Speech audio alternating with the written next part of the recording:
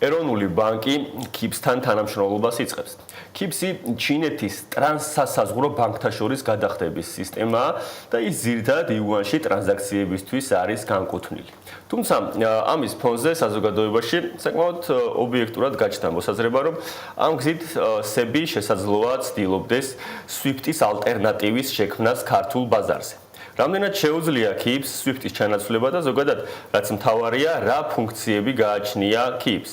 თემაზე სასაუბროთ პირდაპირ ეთერში ნიკოლოზ ალავიძე, ბიზნეს კონსულტანტი და GeoCase-ის მრჩეველთა საბჭოს წევრი, ასევე ეკონომიკის მინისტრის ყოფილი მოადგილე გვიერთდება სასაუბროთ. ბატონო ნიკოლოზ, ძალიან დიდი მადლობა ამ საინტერესო თემაზე სასაუბროთ, რომ დაგვითმეთ დრო. მადლობა თქვენი მოწვევისთვის და ამ საკითხით დაინტერესებისთვის. კი ბატონო, დავიწყოთ ზემოხსენებული თემით.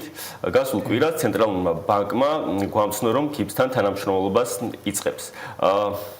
ამ ინფორმაციის გავრცელების თანავე საზოგადოებაში გაჩნდა მოსაზრება, რომ შესაძლებელია ეს იყოს SWIFT-ის ალტერნატივის გაჩენის მცდელობა, მით უმეტეს ბოლო პერიოდში გავრცელებულ, ასე ვთქვათ, ხმების ფონზე, როდესაც შესაძლებელია SWIFT-დან ჩახსნაზე იყოს საუბრები.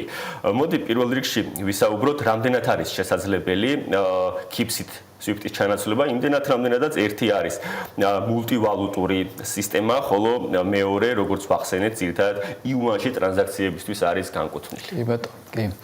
პირველ რიგში, რა თქმა უნდა, რაც უფრო მეტი ქვეყანა, რაც უფრო მეტი საერთაშორისო საგადახდო სისტემაში ჩართვის საშუალება მიეცემა და აქ სრულყოფილად ჩაერთვება, რა თქმა უნდა, ეს კარგია. ცუდი არის ის, რომ რაღაც ახალ სისტემას ადაპტირება, ყოველთვის ახალი სისტემის ადაპტირების, ასე ვთქვათ, კარგი გაგებით მოყიდვა საზოგადოებისთვის ხდება იმ соусის ქვეშ, რომ რაღაცა უნდა ჩაანაცვლოს და ეს რაღაცა არის SWIFT-ის სისტემა. და მოდი ორი სიტყვით ვთქვათ, SWIFT-ი რა არის და რას წარმოადგენს, იმიტომ რომ ჩვენმა მაყურებელმა კარგად იცოდეს, SWIFT-ი არის ის სისტემა, რომელიც ყველას გონია რაღაცა დიდი ბანკი ან ეს ბანკი არის, SWIFT-ი არის ტექნიკური უზრუნველყოფის სისტემა, რომელმაც თავის დროზე ჩაანაცვლა ტელექსის სისტემა. ტელექსი იყო ერთადერთი გადახდის სისტემა, რომელთაც ხდებოდა ერთი ქვეყნიდან მეორე ქვეყანაში ეს cross border, ანუ ქვეყნებს შორის, საზღვრებს შორის გადაცემის საშუალება, ტექნიკური საშუალება, რომელიც არის სრულიად დაცული და წლების მანძილზე გამოცდილი, რომ ეს არის სწრაფი, ოპერატიული და გამჭვირვალე სისტემა, რაც ხელს უწყობს ლეგიტიმური დედამიწაზე, ლეგიტიმური ბიზნესის განვითარებას. რა თქმა უნდა, თავისი ხარვეზები აქვს, მაგრამ ეს ამ ხარვეზების შესამცირებლად და მინიმიზირებისთვის ყოველ წელს დგება რაღაც სხვადასხვა რეგულაციები, ეს AML პროტოკოლები, რაღაც ძალიან ბევრი თავდაცვის მექანიზმები, რომელიც ამ ცივილიზებული სამყარო, ვინც ამ სისტემაში ჩართულია, ისინი ამას შეგნებულად იღებენ, უკეთებენ ადაპტაციას. SWIFT-ის სისტემაში არის ჩართული, ანუ ორგანიზებულია 10 უმსხვილესი ქვეყნის მხრიდან, სადაც ასევე შედის ცალკე ევროკავშირი, თავისი წევრი ქვეყნებით, ანუ ეს 10 სისტემა 10 ქვეყანას ცდება და არის ამ უმსხვილესი ქვეყნების საბანკო სისტემები, ანუ საბანკო წარმომადგენლობები, ეროვნული ბანკები, ევროპის ეროვნული ბანკი და უშუალოდ ამერიკის, კანადის, გერმანიის, იტალიის, იაპონიის, ჰონკონგის და ასე შემდეგ ბანკები ჩართული. და როგორც ვთქვით, ეს არის ტექნიკური აღრიცხვის სისტემა. ეს არ არის რომ რაღაც დიდი ბანკია და დიდი საცავი აქვს და რაღაც ფული უდევს, ის არა. ეს არის ამ ბანკების დედამიწაზე აბსოლუტური უმრავლესობის 200 ქვეყნის ბანკი ჩართული ამ სისტემაში. სადაც ეს უნიკალური კოდირების სისტემა, მარტივად რომ მივახვდეთ, ყველამ ვიცით, მეორე მსოფლიო ომის გარდატეხის მომენტი იყო ენიგმას კოდის გატეხვა, ხო? მაშინდელი IT სპეციალისტების მიერ, ბრიტანელი რაღაც მათემატიკოსის მეთაურობით, ალან ტურინგის დახმარებით, რომელმაც, ტრაგიკული ისტორია აქვს, მაგრამ საბოლოოდ რომ ბრიტანეთმა ეს გამოესყიდა, ეს შეცდომა ახალ 50 ფუნტიან მონეტაზე, კი არა, ბანკნოტზე დაეტანა ბატონი ალანის სურათის. ცალკე თემა, მაგრამ მარტივი შედარებისთვის რომ ისიც იყო აწყობილი კოდირების სისტემაზე, რომელიც თითქმის დაზღვეული იყო და SWIFT-ის სისტემა ზუსტად ამაზე არის 11 ნიშნიანი უნიკალური კოდი, რომელიც მიენიჭება როგორც საბანკო სისტემას, აი აქ 200-მდე ქვეყნის უამრავი ის არის და რაღაც ტრილიონობით გადაეცვა ხდება, რომ მიენიჭება უშუალოდ მაგად მე თქვენ რომ ვარ სიტყვაზე ჰონკონგში და მე მინდა თქვენ ახლა გადმოგირიცხოთ ნიუ-იორკში, ჩემი სახე და გვარის ქვეშ არის ჩემი უნიკალური კოდი, რომელიც ჩემს ბანკში არის იდენტიფიცირებული, იგივეა თქვენ შემთხვევაში თქვენ ბანკში. ეს ბანკები სრულიად ერთმანეთისგან უცხოები არიან, მაგრამ მე რომ დღეს გადმოვრიცხე, რამოდენიმე წუთში ხდება ამ სისტემაში, საერთაშორისო SWIFT სისტემაში ასახვა და თქვენ ანგარიშზე ჩემგან გადმორიცხულ თანხის დარეგისტრირება. SWIFT უზრუნველყოფს ზუსტად აი ამ ტექნიკურ გამტარობას.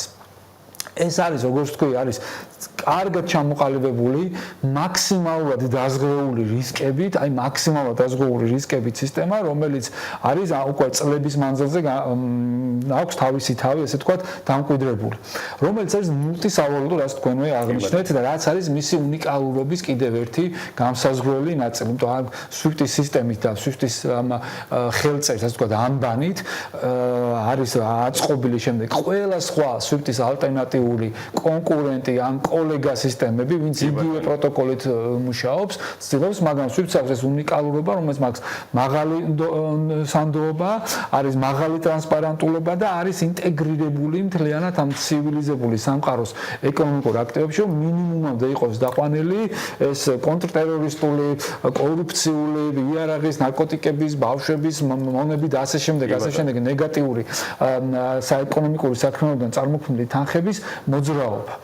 რაც SWIFT-ის შემთხვევაში ეს რა თქმა უნდა გრძელდება და იზრდება ევოლუციურად და რა თქმა უნდა თუ მოხდება რაღაც რევოლუციები ამ შემთხვევაში არის საუბარი რომ ალტერნატიული კრიპტოვალუტის ნაწილიც ის SWIFT-ის ჩანაცვლება ესეთი ადვილი არ არის, იმიტომ რომ როგორც თქვით არის უმეტესობა აბსოლუტური 85%-ზე მეტი დედამიწის შეგნებული მოსახლეობის და ბიზნესის არის SWIFT სისტემაზე დაშენებული. ეს SWIFT-ის სისტემას აძლევს საშუალებას, რომ თან ის არ არის ერთი კონკრეტული ვიღაცა შეფუსნიკა ალავიძის საკუთრება, ხო? აძლევს საშუალებას იმას, რომ ეს ინოვაციები რაც იქნება ამ წიაღში, იქნება ეს კრიპტოვალუტის თუ ცალკე ევროპული ბანკების მოქმედება EIC სისტემაში გადასვლის თუ ასე შემდეგ, მოხდეს ისევ ამ საძირკველზე დაშენებით.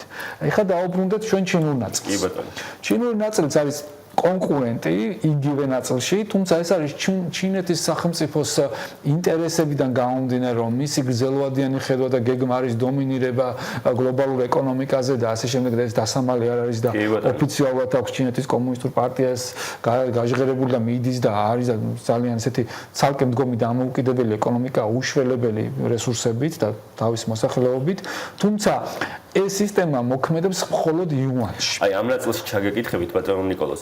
ნამდვილად მას მხოლოდ იუანში აქვს გადარიცხვის საშუალება, რაც გარკვეულწილად ჩანაცვლებას პრინციპში გამორიცხავს, თუმცა თუ ჩვენ ტრანზაქციას განვახორციელებთ, ასე ვთქვათ, და გადასვლას განვახორციელებთ სისტემის გარეთ, შემდეგ უკვე KIPS-ი შეგვიძლია გამოვიყენოთ, KIPS-ის მეშვეობით შეგვიძლია გადავრიცხოთ იუანი. სწორედ ერთ-ერთ, ასე ვთქვათ, გვერდისავლად და SWIFT-ის ჩანაცვლებას აი ამ გზით განიხილავენ ხოლმე. პრაქტიკაში რამდენად შესაძლებელია და რამდენად პრაქტიკული შეიძლება იყოს ეს მეთოდი.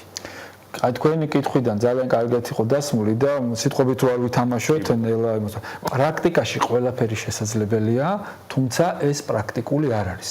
იმიტომ რომ ძირითადად KIPS-ი გამოიყენება ისეთ ქვეყნებს შორის ვაჭრობაში, რომელიც მხოლოდ იუანით არიან ვაჭრობაში.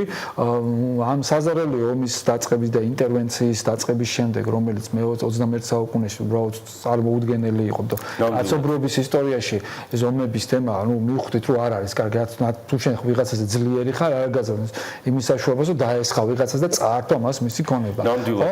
ამ ნაწილში დაიწყო ეს საშინელი ომი და შეიჭრა რუსეთი უკრაინაში და მანამდე მიკრო შეჭრები იყო, რომელიც დედამიწისთვის არ აღმოჩნდა საკმარისი, მაგალითად ჩვენთან შემოჭრა ვიღაცებმა ძალიან პატარა საქართველოს და ოკეი გადაუვლის, მაგრამ არ გადაუარა.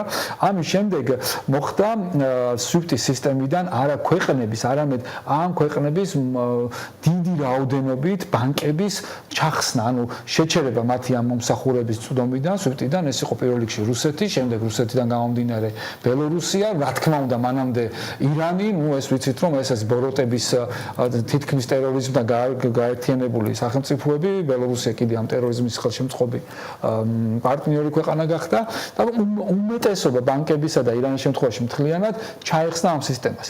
აქ არსებული ეკონომიკა ვითარდება, არის მათ აქვს დიდი ღირებულებები ბუნებრივი რესურსების, რაც ბევრ ქვეყანას მაინც აინტერესებს და მათი ეთიკური გადასახედიდან მისაღებია ესეთ ადამიანების წვალებელ ბოროტების სახელმწიფოებთან თანამშრომლობა, ამიტომ ჩინეთმა ეს კონკურენტული უპირატესობა რა თქმა უნდა იპოვა, მსხვილი ვაჭრობა აქვს ამ ქვეყნებთან და შესაბამისად ძირითადი მომხმარებლები ამ სისტემის გახდნენ ირანი, რომელიც ამ ნავთობით საღა ჩინეთში მიზა რაღაც თქონდა ანგარიშწორება მოხდეს, ინდოეთი, რომელიც ასევე მსხვილი მოთამაშეა ამ ნაწილში, რომელიც ამ სამკუთხედში ტრიალებს ასევე რუსეთთან და ჩინეთთან, მაგრამ ახლა ამერიკის ზეწოლიდან და მოლაპარაკებით ეს რაღაცა მცირდება და შეიძლება უფრო დიდი ნაბიჯები გადაიდგას და რა თქმა უნდა რუსეთი. ამ სამკუთხედმა მუშაობის გააჩინა ძალიან დიდი კითხვის ნიშნები ამ სისტემასთან საერთაშორისო საზოგადოების მხრიდან, რომელიც SWIFT-ს იყენებს, რომელიც ასევე ვაჭრობს ჩინეთთან და რა თქმა უნდა ინარჩუნებენ ამ საერთო ურთიერთობებს, მაგრამ უდგებიან ძალიან დიდი სიფრთხილით. იმიტომ რაღაცა ტრანზაქციები აღმოჩნდა ამ საერთაშორისო უკანონო შემოსავლის ლეგალიზების ნაწილში, ანუ IML პროტოკოლებით, რომ ძალიან ბევრი სანქცირებული ტვირთი, სანქცირებული კომპანია და შემდეგ მოხდა ანგარიშწორება და შეზღუდვები მოხდა და ძალიან დიდი სიფრთხილით ეკიდება ყველა ეს გლობალური ცივილური სახელმწიფო. აქედან გამომდინარე სისტემაში მხოლოდ იუანით არის შესაძლებელი ურთიერთობა, რა თქმა უნდა ეს ტრანზაქცია რომ განხორციელდეს, იქაც საჭიროა მთელი რიგი დოკუმენტაცია, AML, KYC და ასე შემდეგ ფორმების ვსება, გაკეთება, მაგრამ ტექნიკურად უფრო მეტი შესაძლებლობაა საერთაშორისო სანქციების და საერთაშორისო თამაშის წესების გვერდის ავლის, რაც უკვე სუბიექტური გადაწყვეტილებაა კონკრეტულად იმ ფინანსური ინსტიტუტის, ვინც ამ სისტემაში ჩართულია და ამ სისტემაში ოპერირებს. ეს მისი რისკზე არის დამოკიდებული მის საქმის ეთიკურ კეთების ნაწილზე. მაგრამ ჩვენ შემთხვევაში რომ დავიდეთ უკვე აინტერესებს ბოდიში თუ ვიდაცაუბრობ, ჩვენთვის საინტერესო ეს რატომ უნდა იყოს. რა თქმა უნდა საინტერესო არის კიდევ ერთხელ დამატებითი ბერკეტია, რაღაცა პატარა ინსტრუმენტი რომ რაღაც საერთაშორისო არენაზე ვიყოთ, მაგრამ მოდით შევხედოთ ამ ნაწილში. რაც უკვე ჩამოვთვალე ეს რისკები, ჩვენი სტრატეგიული პარტნიორობა ცივილურ სამყაროსთან, რომ ვიცით რომ ცივილური სამყარო ვინ არის და ვინ არის ყველაზე დიდი ეკონომიკები და სადაც ჩვენ გვაქვს რომ მათი ფრთხილი დამოკიდებულების გარეშე, მათთან შეთანხმების გარეშე პირდაპირ გაქცევა ამ სისტემაზე მარტივად ვთქვა არაკორექტულია და საჭიროა უფრო მეტი კონსულტაციები SWIFT-ის გენერალ ქვეყნებთან და მესოურებთან და მეორე ნაწილი ჩვენი ვაჭრობა ჩინეთთან.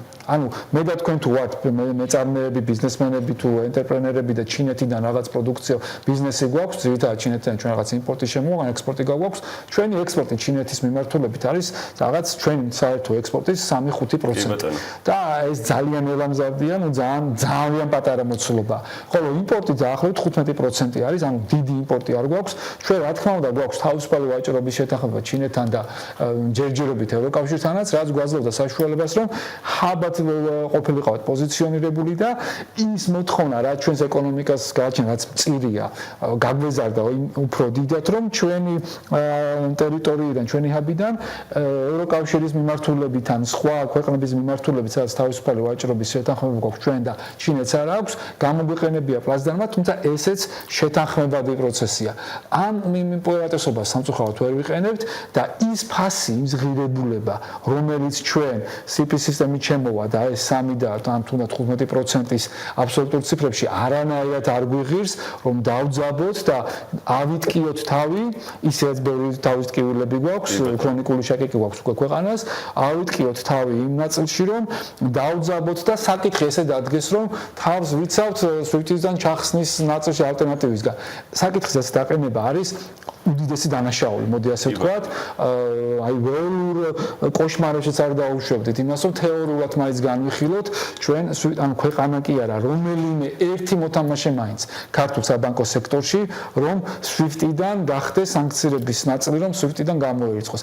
ეს ნიშნავს, რომ თლიანად სისტემა ხდება უკვე მოწყვლადი, თლიანად სისტემა ხდებით უკვე, რომელიც ძალიან მყარია რეგიონშიც, აღმოსავლეთ ევროპის მასშტაბითაც საკმაოდ ისეთი კარგი და დარეგულირებული და ან წარმოდგენაც არ გვინდა ამის. კი ბატონო, მე მცირე სტატისტიკასაც მოვიყვან SWIFT-ის სისტემაში, საშუალოდ 200 ქვეყანა და 11000 ინსტიტუტია ჩართული, როდესაც KIPS-ში 100-მდე ქვეყანაა ჩართული და საშუალოდ 1300 ბანკამდე აერთიანებს KIPS-ის სისტემას. ბატონო ნიკოლო, ძალიან დიდი მადლობა თქვენ საინტერესო ანალიზისთვის, ვრცელი ანალიზისთვის. ნიკოლო ზალავიძე, ბიზნეს კონსულტანტი, GeoCase-ის მრჩეველთა საბჭოს წევრი და ეკონომიკის ყოფილი მინისტრის მოადგილე იყო ჩვენთან ერთად და საუბრობდით KIPS-ის სისტემაზე, რომელთანაც თანამშრომლობას იწყებს საქართველოს ცენტრალური ბანკი და რომლის შესახებაც სულ ახლახანს გასულ კვირას გავიგეთ.